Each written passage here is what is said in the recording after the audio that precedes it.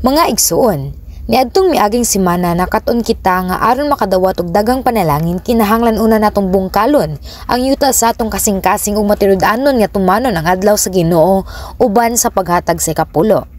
Ang tinubdan sa tanang panalangin mao ang pag-uswag sa kalag, ang pagbungkal sa kasing-kasing pagtuman sa adlaw nga balaan ug paghatag sa ikapulo dili alang sa material nga kaayuhan apan tungod kini kay atong katungdanan isip mga anak sa Dios. Sama sa kalipay sa ginikanan kung ang ilang anak magbuhat sa ilang katungdanan, mausab ang kalipay sa Dios sa mga matinamanon. Apan ang panalangin sa Dios moabot sumala sa gipugas ug pinasikad sa balaod sa pagkamatarong. Hinaot nga kamo magpugas sumala sa kasing-kasing sa Dios ug makadawat siyang dagkong grasya matag adlaw. Ang ikatulong lakang maong pag-ampo nga walay kahakog. Giingon sa Ginoo sa Mateo 6 versikulo 24, dili kamo makapaulipon sa Dios ug sa salapi. Ang kahakog makapabungol sa pag-ila, makapalayo sa matarong nga dalan ug mao kini ang pagsimba sa mga idolo. Bisan sa ikapulo, adunay uban matinumanon kung gamay pa ang ilang mga kita, apan maluya kung modaghan na. Ang ingon nga kahakog makaguba sa pagtuo ug makapawala sa panalangin. Hinumdumi ang unang Timoteo kapitulo 6 bersikulo 7 hangtod sa 8 nag-ingon, unsa bay atong dala sa pagkatawo nato dinhi sa kalibutan? Wala. Ug unsa may atong madala inig ka matay nato? Wala usab. Busa angay kitang makontento kung makakaon ug makabisti. Ang bahandi sa yuta walay kapuslanan sa langit. Busa mangita kita sa panalangin dili alang sa kagalingong kalipay kun dili aron paghimaya sa Dios ug pagluwas sa daghang kalag. Mga igsuon, unsang matang sa kasing-kasing ang angay nato aron dili mangita uban sa kakog. Una, dili ta dapat mangibog sa butang nga dili ato. Kung naa ang kahakog dali ratang maibog sa kusog nga kita o kalit nga bahandi ug dali ra sabta mailad sa daotang mga tao. Apan, ang tinuod nga mosalig sa Dios dili kita dali mailad sa mga pulong nga nagpasigla sa kahakog. Bisan pa kung adunay bulawan nga sama kadako sa bula sa soccer nga naghigda sa yuta, kung dili imuha dili ka gayud mangunahuna nga kuhaon kini. Aron mabiyaan ang kahakog, kinahanglan nga magampo ug mailhan nga ang kasina sa butang sa uban o sa kamatang sa kahakog. Pinaagi niini, malikayan ang tentasyon ug musubay ka sa hapsay nga agianan nga giya sa Dios. Ikaduha, tan-awa kung giunsa nimo paggamit ang panalangin nga nadawat. Sa dihang nadawat ni Pastor Emeritus o ni Reverend Jairacli ang iyang kaayuhan gikan sa Dios, ang iyang damgo mo ang mahimong dato nga tigulang aron makatabang. Wala niya gihimo ang pag-ampo alang lamang sa pagkaon, bisti o kaharuhay para sa iyang kagalingon, apan alang sa pagtabang sa nanginahanglan.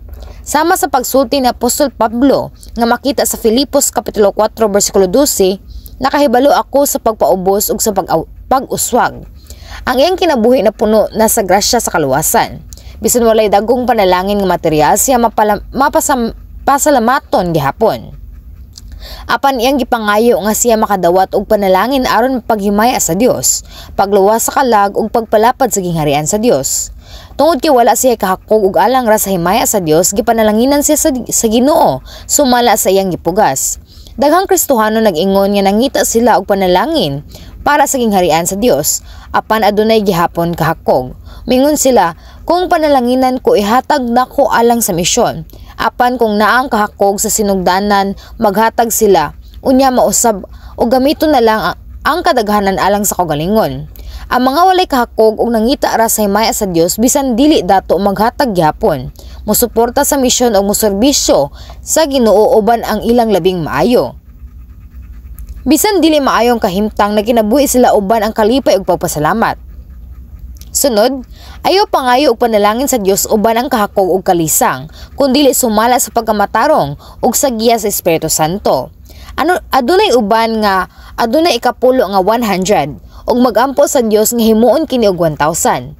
Maayo nga adunay pagtuo nga makahatag og dagko nga ikapulo apan kinahanglan moagi sa tukmang lakang 200 gikan sa 300 hangtod sa 500 ug dili dayon kalit-kalit. Ang pagpangayo nga walay pasensya ug uban sa kahakog kay dili pagtuo. Ang uban nga puno sa kahakog magdali og muutang ug mo-invest sa dagkong negosyo nga walay husto nga pagplano. Sa sobra nga pag-apod-apod, dili na nila matutukan bisan ang usa ka butang. ug sa katapusan mahulog sila sa kalisod. Bisan pa nga moingon sila nga para sa Dios kini ang pagbuhat nga walay husto nga giya mahimo gihapon nga kahakog. Dili kita dapat nga maguna kun dili ang Espiritu Santo. Kung ang kagalingong ambisyon mo ang maguna, kini mahimong hakog nga makapabungol sa tingog sa Espiritu. Sama sa giingon sa Santiago kapitulo 4 bersikulo 2 hangtod sa 3, gusto kamong manag-iyang mga butang. Unya kay dili man ninyo moangkon buot kamong mopatay.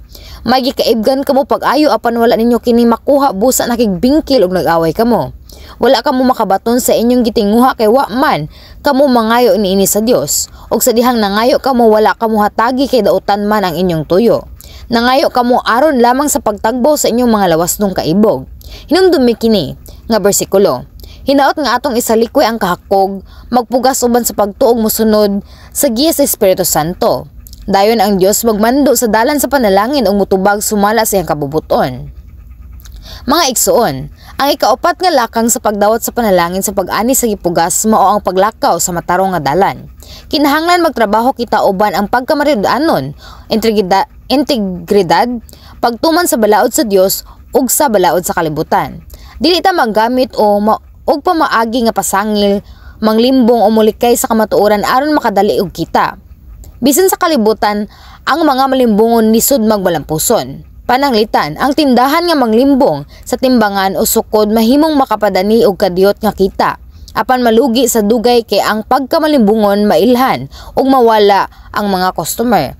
Apan ang tindahan nga matinud-anon, bisan gamay ang kita sa sinugdanan mudako ang dungog ug musamot ang mga customer hangtod molambo ang negosyo. Labaw pa kini ang pagkamatinud-anon ug integridad mas hinungdanon diha sa Ginoo. Sama sa kaputli sa pagkamatinud-anon ni Jacob sa pagbantay sa kahayupan ug ni Jose nga gipanalanginan sa Dios tungod sa iyang pagkamatinumanon ug pagkamatinud-anon bisan sa pagkaulipon. Diha sa Colosas kapitulo 3 bersikulo 23 hangtod sa 24 atong mabasa, bisan unsa ang inyong buhaton, buhata kini uban ang bugos nga kasing-kasing. Ingon nga alang sa Ginoo ug dili alang sa mga tawo. Kay gikan sa Ginoo kamo makadawat sa ganti nga panulundon si Kristo nga inyong gialagaran. Ang matinud-anon sa gamay nga butang mahimong kasaligan sa dagkong butang. Kung wala integridad o pagkamatinud-anon, bisan pa ablihan sa Dios ang dalan sa panalangin, dili gyud nato tinuod nga makabot kini. Mao kini ang hinungdan nga gibalik-balik sa altar ang duha ka punto. Una, dili magapil-apil sa pinansyal nga transaksyon sulod sa simbahan. Ayaw pangutang, pangayo og puhunan o pagsugyot og negosyo sa igsuon sa pagtuo. Kini makahatag og higayon sa kaaway nga magpasangil og mahimong hinungdan sa panagbangi og sala. Ikaduha, ayaw gayod mahimong garantor. Ang panultihon kapitulo 11 bersikulo 15 nag-ingon, basonon mo unya kung mubarog ka alang sa utang sa usa ka langyaw, mas makaayo ka nimo kung dili nimo kini buhaton. Ug ang panultihon kapitulo 22 bersikulo 26 nagsulti, ayaw panaad nga ikaw maoy mo garantiya sa mga utang sa laing tao. Ang panultihon kapitulo 6 bersikulo 1 hangtod sa 5 nagsulti nga kung mahimo kang garantor, kinahanglan mangita dayon og paagi nga makalingkawas niini sama sa usa ka gasila. Gikan sa kamot sa mga hunter. Mas lisod ang pagtunol kaysa sa pagdumili o pagbalibad sa sinungdanan. Busa ayaw gayod mahimong garantor.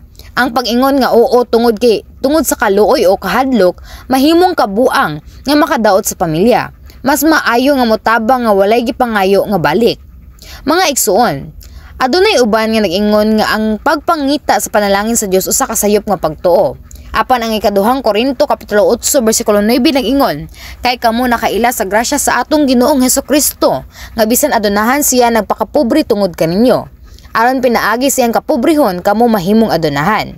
Si Jesus nagpakamatay aron luwason kita gikan sa sala, tinunglo og kapobrehon. Siya naghimo nga bisan unsa natong pangayoon diha sa pagtuog og sa iyang ngalan atong madawat. Apan dili nato pangayoon tungod sa kahakog, kundi alang sa himaya sa Dios. Importante nga maglakaw sa dalan sa pagtuo uban ang pagkamatinud-anon ug pagkamatinumanon. Nagampo ako sa ngalan sa Ginoo nga kamo makadawat og dagkong panalangin, maghatag alang sa gingharian sa Dios, matinud-anon nga magpugas ug mag-ani ug mapuno ang inyong langitnong kamalig. Amen.